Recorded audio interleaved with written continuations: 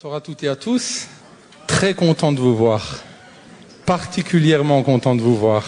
Voilà, j'avais prévu depuis début de semaine dernière déjà un message que je travaillais, que j'avais l'intention d'amener ce soir, et puis en vue de ce qui s'est passé ce week-end, Dieu a vraiment parlé à mon cœur et j'ai changé de message, donc je l'ai précipitamment retravaillé ou travaillé ce matin, pour vous apporter la pensée de Dieu ce soir et en même temps intégrer le témoignage un peu de ce que nous avons vécu ce week-end et confirmer la bonté de Dieu.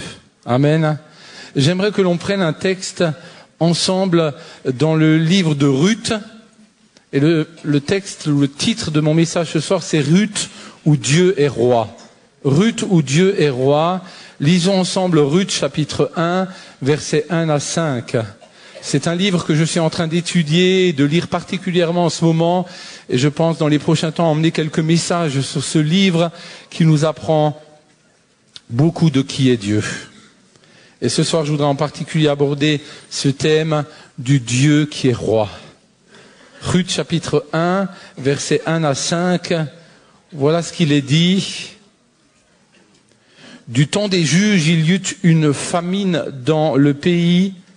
Un homme de Bethléem de Juda partit avec sa femme et ses 2 fils pour faire un séjour dans le pays de Moab.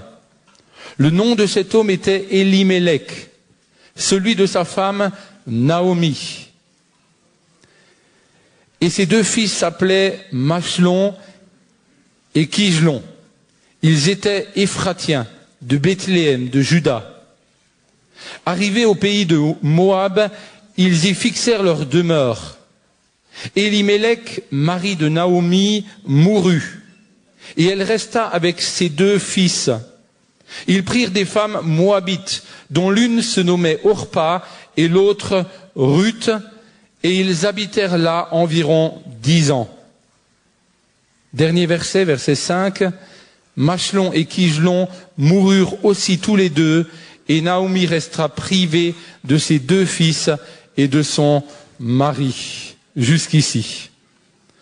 Pour situer un peu le livre de Ruth, si vous connaissez un peu la parole de Dieu et la manière dont elle est constituée, le livre qui se trouve avant est le livre des juges.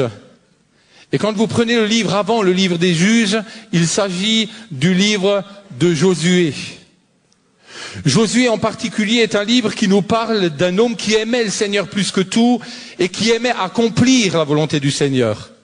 C'est d'ailleurs lui que Dieu a utilisé, lui le successeur de Moïse, qui a beaucoup appris de Moïse d'ailleurs, qui a eu le privilège de conduire le peuple d'Israël dans la terre promise et de voir plusieurs villes être conquises, non pas au travers ou grâce à leurs forces ou aux forces du peuple d'Israël, mais parce que Dieu était à ce moment-là le roi du peuple d'Israël.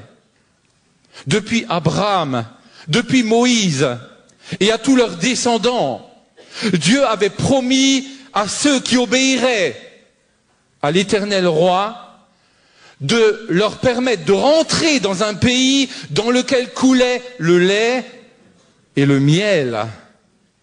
Voyez ce qu'il est dit dans Lévitique chapitre 26, versets 3 à 5. Si vous observez mes commandements et les mettez en pratique, je vous donnerai les pluies en leur saison. La terre donnera ses productions et les arbres des campagnes donneront leurs fruits. Vous mangerez votre pain à satiété.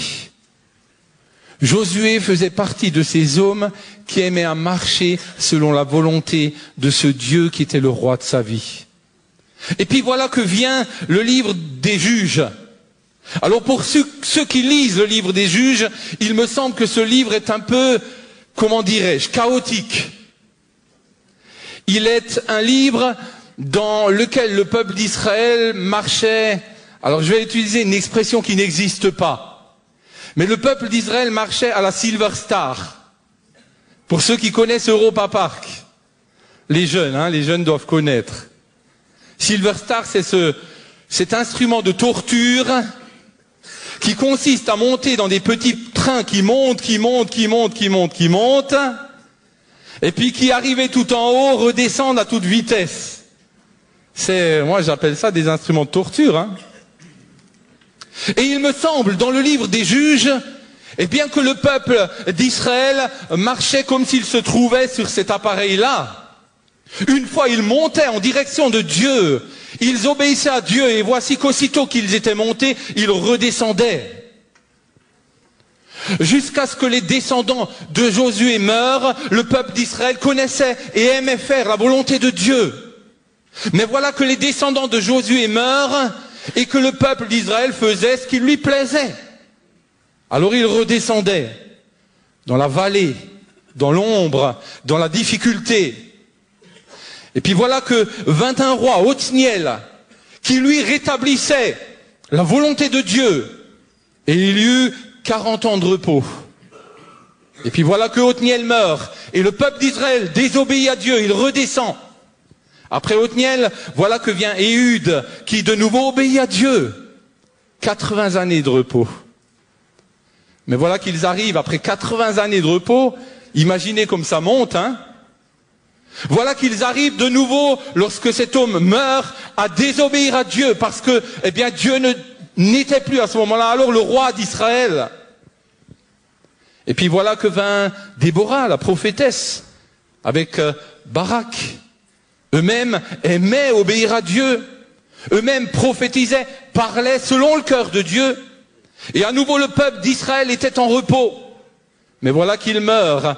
Et à nouveau, Israël descendait. Et puis il y eut Gédéon et d'autres juges encore. Il y a une phrase qui, me semble-t-il, résume très bien le comportement du peuple d'Israël dans le livre des Juges. Et cette phrase est la conclusion de ce livre. Il nous est dit dans le livre des Juges, chapitre 21, verset 25, en ce temps-là, il n'y avait point de roi en Israël. Chacun faisait ce qui lui semblait bon. En ce temps-là, il n'y avait point de roi en Israël et chacun faisait ce qui lui semblait bon. Je souhaite de tout mon cœur que la conclusion de notre vie ne soit pas la même que la conclusion qui est donnée dans le livre des Juges. Autrement dit, notre vie n'a pas de roi, nous faisons ce qui nous semble bon. Elimelech veut dire Dieu est roi. Et je crois que ce qui est important ce soir, c'est que nous puissions tous et toutes réaliser que nous avons besoin que Dieu soit roi dans notre vie. Nous ne devons pas permettre uniquement que Jésus soit le sauveur de nos vies. Oui, c'est une bonne chose que Jésus soit venu pour nous sauver. Et peut-être y en a-t-il ce soir qui ne sont pas certains de leur salut. Laissez alors Jésus venir afin qu'il vous sauve et qu'il touche votre cœur. Il vous aime tellement. Mais ce qui est important, c'est que Dieu devienne le roi et le Seigneur de notre vie. Lorsqu'on dit de Dieu qu'il est notre roi, alors on le laisse régner dans notre vie.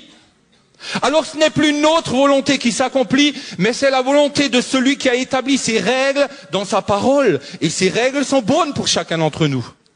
Et si nous acceptons qu'il soit le roi, alors nous acceptons non pas de faire ce que nous désirons, nous acceptons de faire non pas comme le peuple d'Israël du temps des juges, comme nous le sentons, mais nous acceptons d'accomplir pleinement la volonté de celui que nous laissons être le roi de notre vie. Lorsque vous lisez le Nouveau Testament, il est plus d'une quarantaine de fois cité que Jésus est le Sauveur. Mais il est cité plus de 400 fois qu'il est le Seigneur. Et une centaine de fois dans le livre des Actes. Laissons-nous Jésus être le Sauveur de notre vie et ensuite lui permettre de devenir celui qui a le droit d'être notre roi, ou est-il juste notre Sauveur, celui qui nous a sauvés? Elimelech, Dieu est roi. Naomi, avec laquelle il avait décidé de faire sa vie, il était marié avec elle, Naomi veut dire ma gracieuse. C'est un beau mariage que celui qui consiste à dire, bien, d'un côté Dieu est roi et de l'autre côté il y a ma gracieuse. À la fois, eh bien, vivre comme si Dieu était le roi, capable de conduire notre vie, mais à la fois de dire également, bien, lorsqu'il nous arrive de chuter, de tomber, de fauter, dire, mais Dieu est celui qui fait grâce. Et dans la mesure où, comme le peuple d'Israël dans le livre des Juges, nous savons nous repentir, reconnaître nos erreurs, il est celui qui nous relève et qui nous aide à marcher avec lui. Lorsque nous lisons le début du livre de Ruth, il est marqué là, du temps des juges, il y eut une famine dans le pays. Il me semble que l'introduction du livre de Ruth est la conclusion, ou plutôt la conséquence de la conclusion du livre des juges. Parce que le peuple de Dieu faisait ce qui lui semblait bon et n'avait pas de roi, n'obéissait à aucune règle, alors voici ce qu'il arrive en introduction du livre de Ruth. Dans le pays, il y eut une famine. Et certaines famines dans nos vies, certaines épreuves, certaines difficultés que nous pouvons vivre, je ne dis pas toutes, je dis certaines, peuvent être la conséquence d'hommes et de femmes, de peuples, de pays, de nations qui évincent Dieu de leur vie et qui finalement font ce qui leur semble bon. Font à leur gré ce qui leur semble bon. Et alors Dieu produit des famines dans la vie de ceux et celles qui ont décidé de ne pas aller dans le pays où coule le lait et le miel, et qui est réservé à ceux qui décident d'obéir à l'Éternel. Dans quel pays voulons-nous aller? Voulons-nous aller dans ce pays où coule le lait et le miel, où se trouve la bénédiction de l'Éternel pour ceux qui lui obéissent? Ou voulons-nous faire, comme dans le livre des juges, ce qui nous semble bon, et alors rencontrer dans nos vies des famines, des épreuves? Voyez-vous, je pense que lorsque Dieu envoie des épreuves ou des famines qui nous reprennent et nous permettent de réaliser que peut-être pour un temps, nous nous sommes éloignés de Dieu. Si Dieu fait cela, c'est parce qu'il nous aime. Si Dieu fait cela, ce n'est pas forcément uniquement pour envoyer une punition sur nos vies, mais c'est parce qu'il nous aime et qu'au travers de l'épreuve ou de la famine dans notre vie, il veut nous ramener à la raison. La volonté de Dieu, c'est de nous permettre de rester en relation avec lui. Dieu ne pouvant pas côtoyer le péché, si le péché nous éloigne de lui, alors il produit des famines pour nous permettre de réaliser ce que nous sommes et de revenir à lui. Et ça, Dieu le fait parce qu'il nous aime. Alors, pourquoi puis-je dire ce soir que probablement Élimélec, plutôt que d'accomplir la volonté de Dieu, a accompli sa volonté à lui, a fait ce qui lui semblait bon? D'abord, j'ai le sentiment, lorsque je vois la décision qu'a pris Élimélec d'aller à Moab à cause de la famine, j'ai l'impression que Élimélec s'est laissé prendre par la mentalité du temps présent. Chacun faisait ce qui lui plaisait.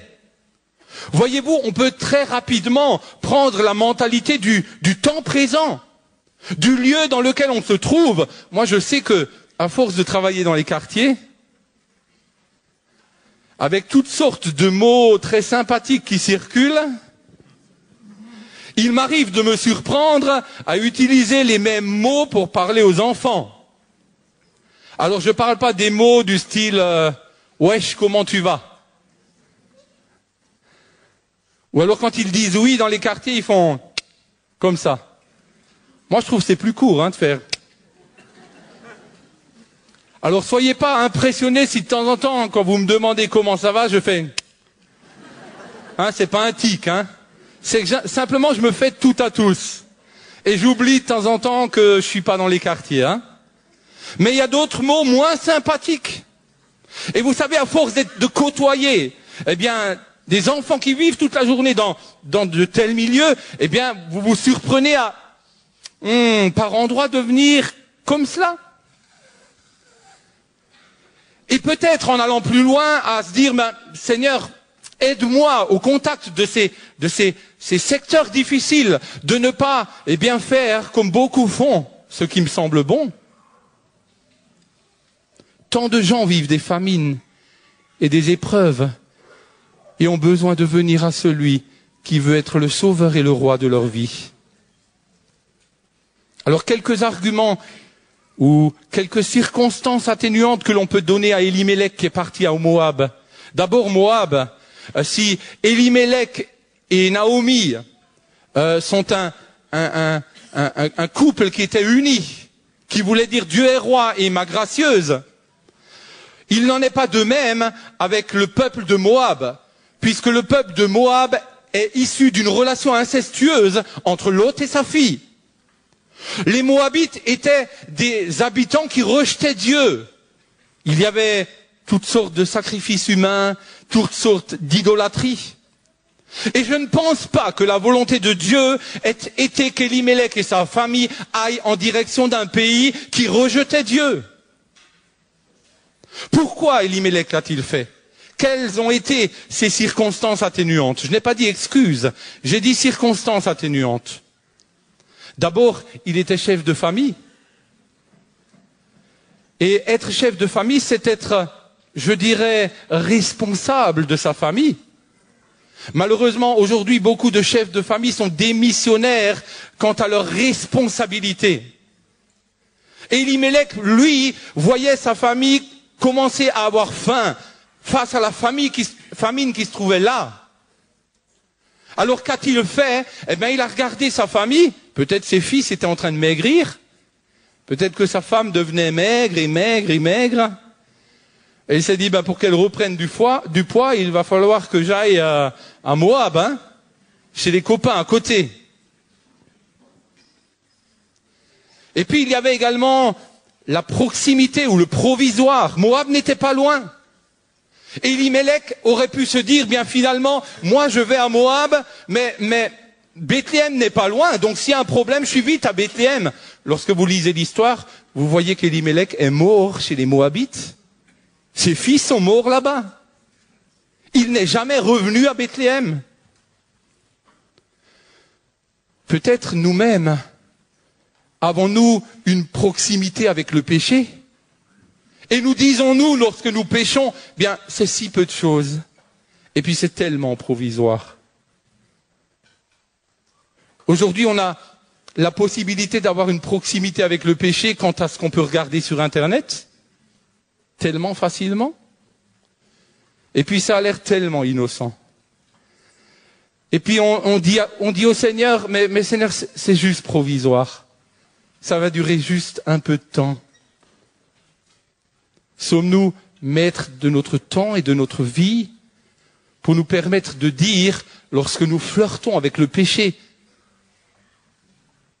que nous pouvons contrôler ce que nous faisons? Dieu est-il le roi de notre vie? Et puis il y avait évidemment l'urgence de la situation. Elimelech s'est laissé impressionner par les circonstances, par la situation du moment. Mais voici ce qu'il est dit dans Proverbes, chapitre 14, verset 12. Telle voie paraît droite à un homme, mais son issue est la voie de la mort.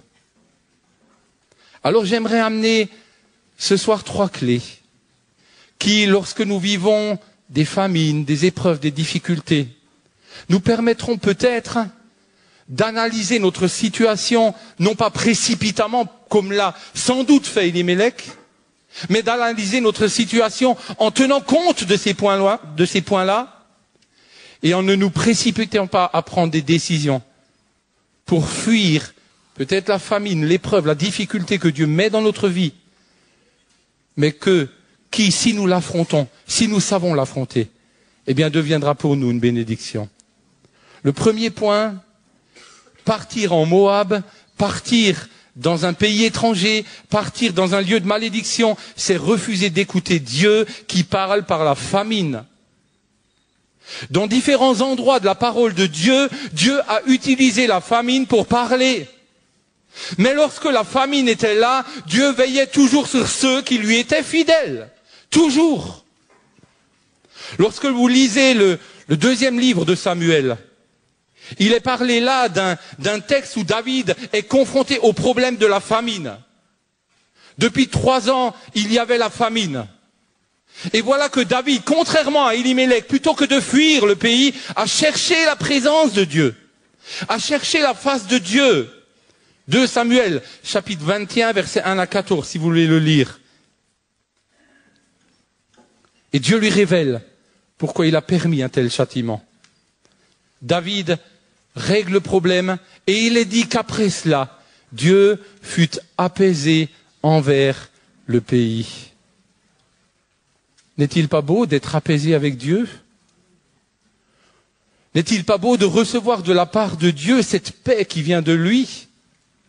N'est-il pas vrai que cette paix, nous la recevons lorsque nous sommes au diapason avec sa parole? Dieu était apaisé avec son peuple dans la mesure où David, parce qu'il a cherché la face de Dieu lorsque la difficulté était là, a pu comprendre de la part de Dieu pourquoi le problème était là. Et alors a pu le régler et retrouver, lui et son peuple, la paix qui vient de Dieu. Ne refusons pas d'écouter Dieu qui parle au travers de nos épreuves. Voyez-vous, si vous pensez pouvoir faire un bras de fer avec Dieu et pouvoir lui résister en fuyant toujours et constamment face à l'épreuve que vous vivez, Dieu sera toujours le vainqueur. Toujours. Deuxième clé, partir en Moab, c'est se priver du secours de celui qui n'abandonne jamais ceux qui se confient en lui. Je répète, partir à Moab, c'est se priver du secours de celui qui n'abandonne jamais ceux qui se confient en lui. Dans le psaume chapitre 33, versets 18 à 19, il est dit ceci: « Voici que l'œil de l'Éternel est sur ceux qui le craignent, sur ceux qui s'attendent à sa bienveillance, afin d'arracher leur âme à la mort et de les faire vivre pendant la famine. » Dans le livre des rois, Élie, prophète de l'Éternel, avait déclaré la sécheresse, la famine dans le pays dans lequel il se trouvait, parce que ce pays désobéissait à Dieu. Mais Dieu a veillé sur son serviteur Élie, il l'a envoyé en direction d'un torrent, le torrent de Kérit. Et Dieu, de manière aérienne, en utilisant un simple corbeau, l'a nourrit de pain et de viande matin et soir. Pensez-vous que Dieu soit différent aujourd'hui? Pensez-vous que nous ne puissions pas faire confiance à celui qui a la capacité, comme il a nourri Élie, de nous nourrir nous-mêmes?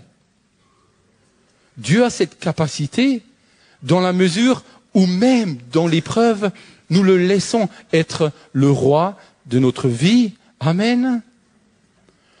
Le prophète Jérémie a vécu une vie difficile. Et alors qu'il se trouvait en prison, il y eut dans ce pays la famine. Et le prophète Jérémie avait un ennemi, le roi Sédécias.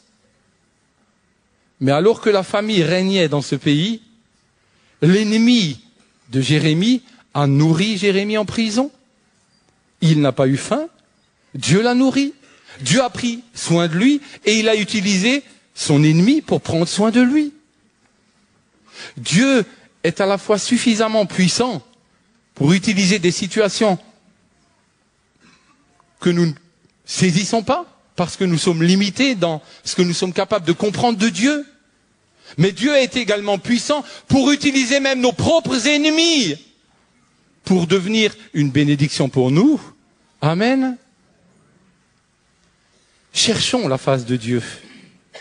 Psaume chapitre 37, versets 18 et 19, il est dit: « L'Éternel connaît les jours des hommes intègres. » Et plus loin, « Ils ne sont pas dans la honte au temps du malheur, et au jour de la famine, ils sont rassasiés. »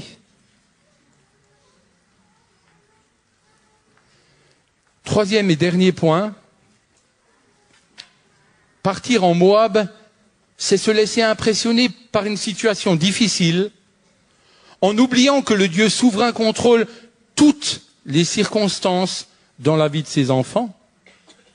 Dieu est souverain.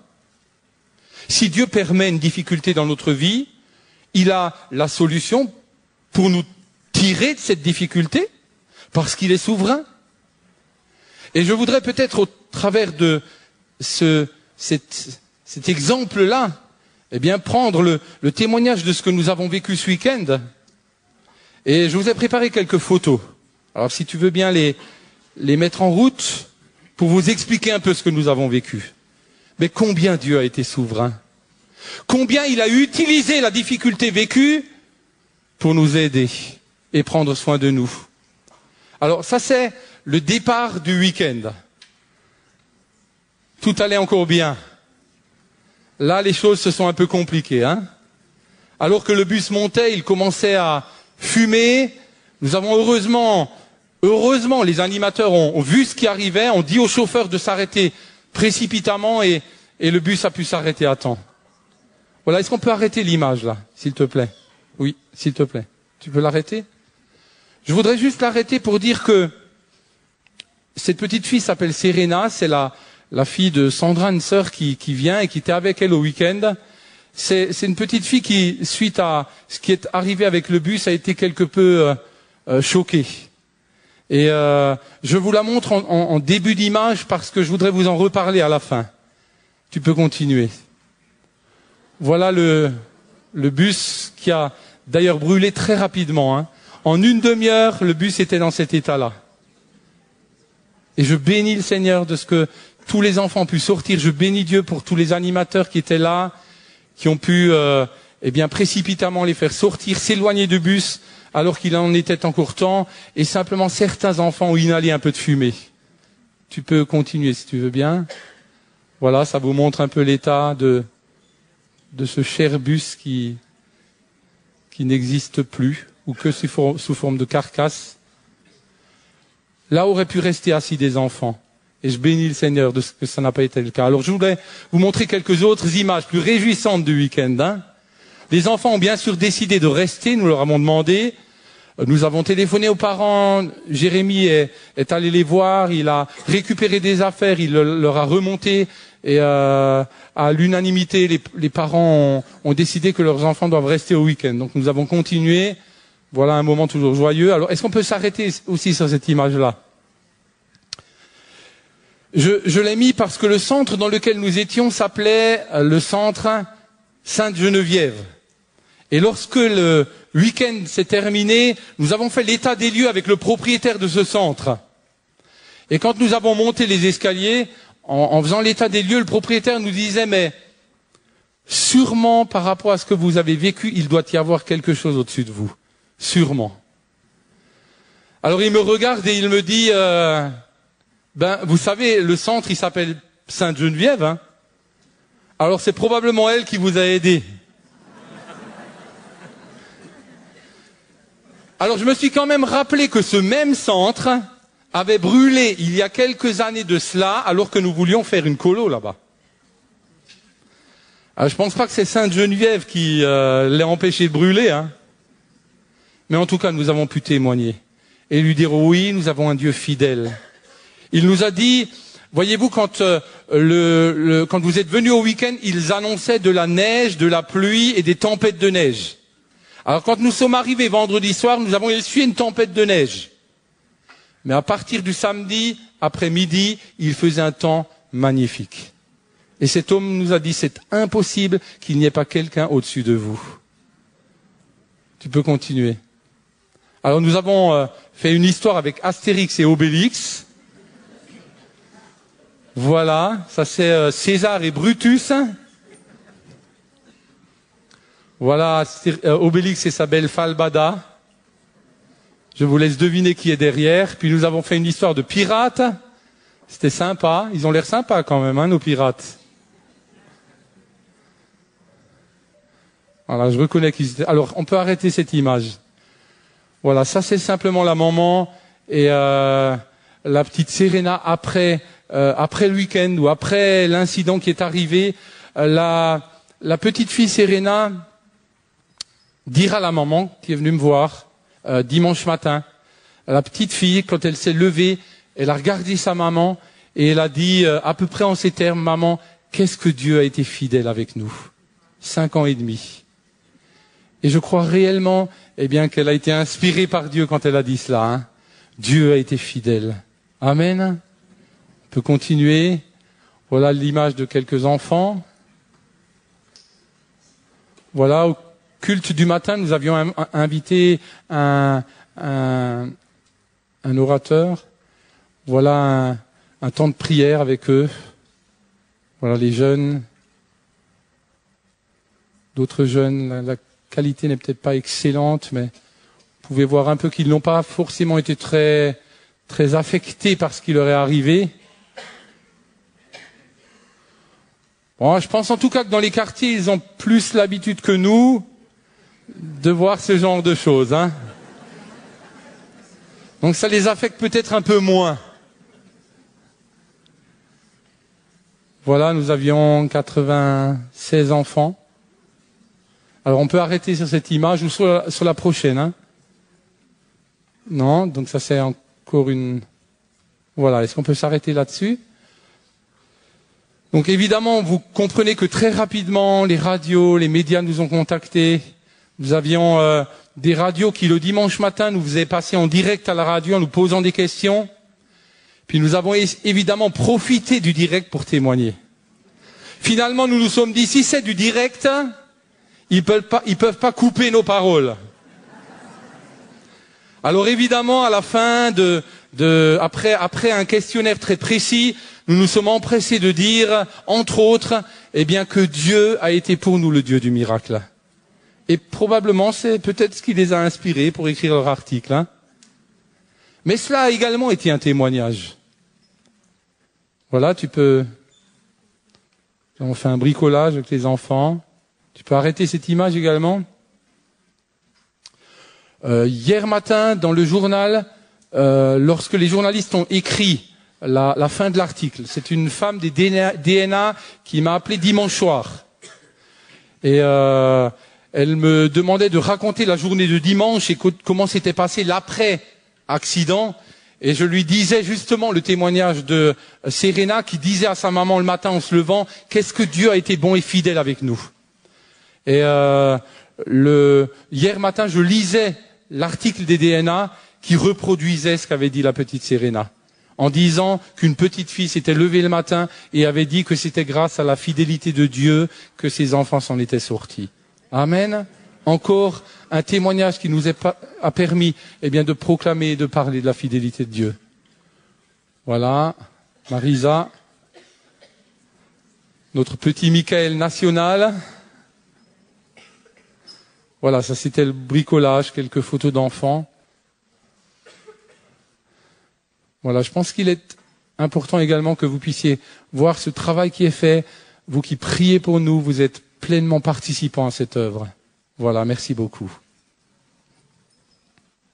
Je voudrais, par rapport à ce qu'on a vu, simplement reciter ce dernier point, ou cette dernière clé face aux épreuves que nous pouvons vivre.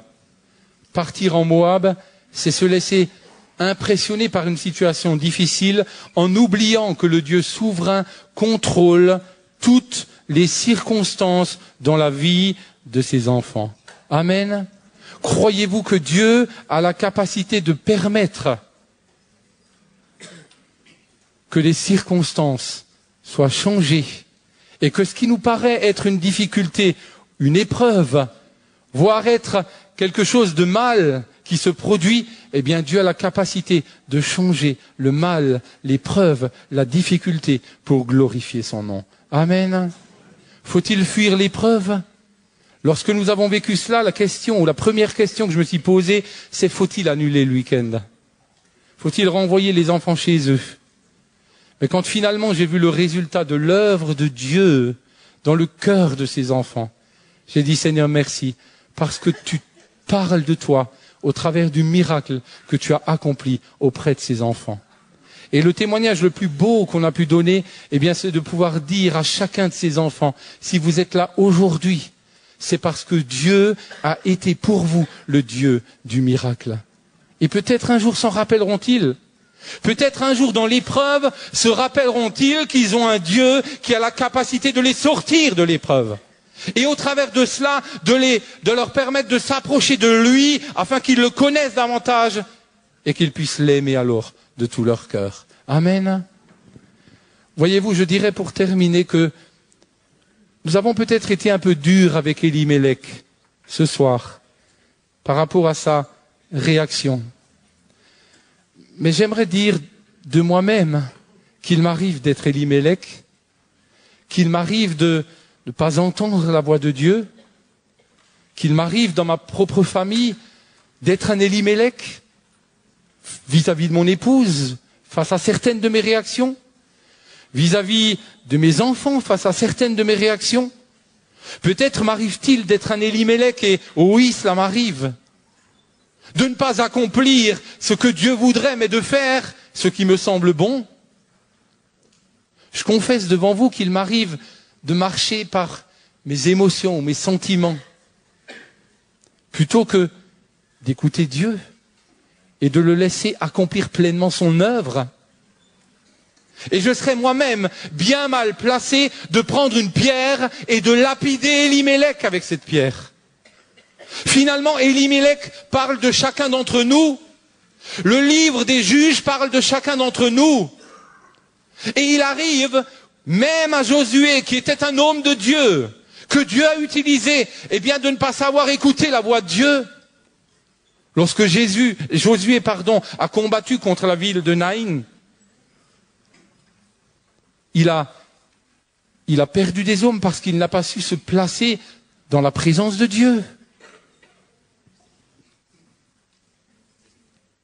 Jérémie chapitre 17, versets 7 à 8, il est dit ceci. Béni soit l'homme qui se confie dans l'Éternel et dont l'Éternel est l'espérance.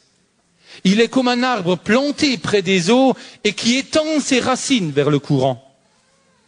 Il n'aperçoit point la chaleur quand elle vient et son feuillage reste vert. Dans l'année de la sécheresse, il n'a point de crainte et il ne cesse de porter du fruit. Après cela, dit Dieu à David, qui a cherché la face de Dieu, Dieu fut apaisé envers son peuple. Pouvez-vous dire ce soir que Dieu est apaisé envers vous? Dieu est-il réellement le roi de votre vie? Prenez-vous des décisions en consultant l'Éternel et en appliquant ce qu'il vous demande de faire? Au travers de ce week-end, Dieu m'a montré un endroit où il m'a semblé être comme Elimelech. Un endroit dans lequel Dieu m'a dit qu'il fallait là encore que je sois transformé, changé par lui. Je vous livre mon cœur ce soir. Aujourd'hui, on rigole de cette situation, mais j'aurais très bien pu en pleurer aujourd'hui. Et je ne veux d'aucune manière glorifier aucun d'entre nous face à cette situation, parce qu'il est lui seul digne d'être glorifié. Et lui seul, je peux le dire, a été fidèle. Et je bénis Dieu de ce que, eh bien, c'est sa fidélité qui nous permet de voir Dieu changer des situations comme celles que nous avons vécues. Amen. Dieu est-il celui qui met la paix dans votre cœur? Je terminerai par cette histoire que vous avez sûrement déjà entendue. C'est un professeur qui demandait aux enfants de dessiner ce que représente pour eux la paix.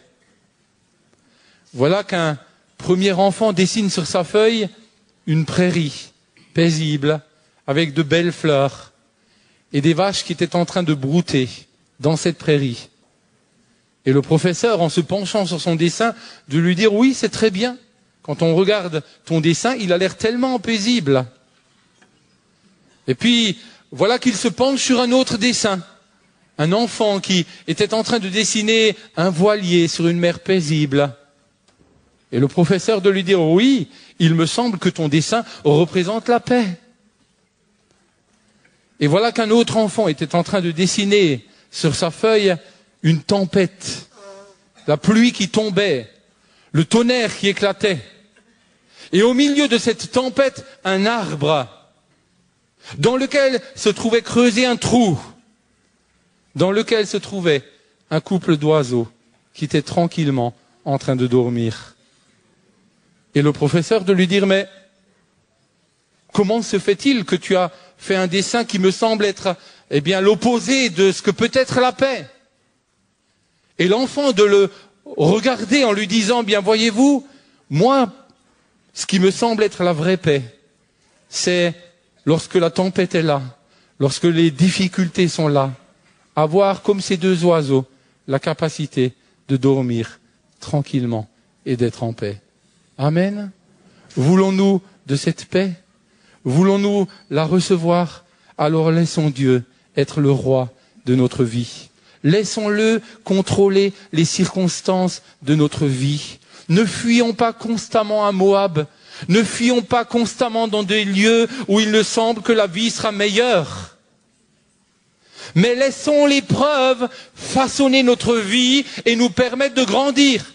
Permettre à Dieu de nous montrer par endroits comment nous sommes encore, afin que lui-même, nous ayant montré cela, nous permette de changer. Et lorsque nous changeons et progressons à l'image de Dieu, alors nous nous approchons de lui. Et Dieu veut tellement, tellement, tellement que nous nous approchions de lui. Amen. Pouvons-nous fermer les yeux un instant?